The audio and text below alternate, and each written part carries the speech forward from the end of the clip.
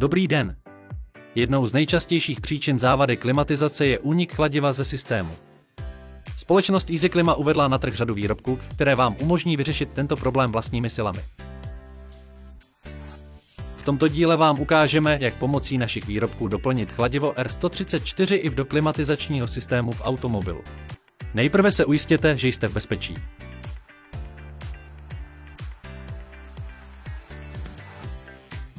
První krok: najděte nízkotlaký port. Je to jediný port, do kterého se vejde naše hadice, a vypadá takto.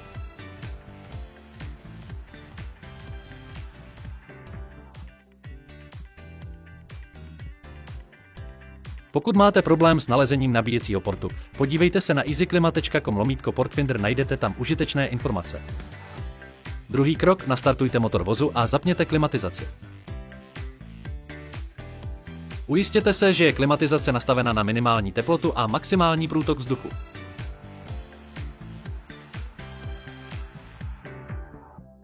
Nyní, když jste našli nabíjecí port a nastartovali auto a klimatizaci, můžete přejít ke třetímu kroku. Připravte si sadu. Odšroubujte ventil.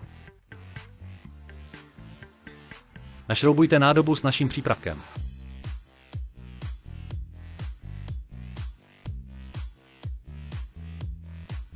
Připojte adaptér. Připojte hadici k portu. Odpojte bezpečnostní zařízení, stiskněte a je to. Jemně pohněte koncovkou, abyste se ujistili, že je bezpečně připojena.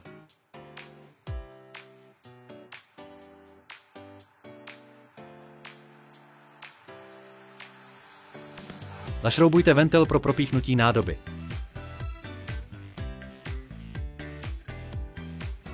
Držte soupravu dnem vzhůru a poté začněte nabíjet odšroubováním ventilu.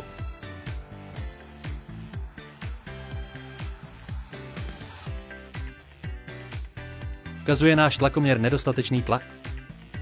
Doplnění chladiva by mělo problém vyřešit.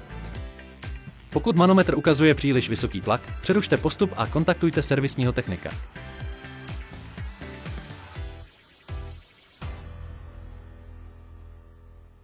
Podívejte se, jak vám výrobky EasyClima mohou pomoci obnovit účinnost vaší klimatizace.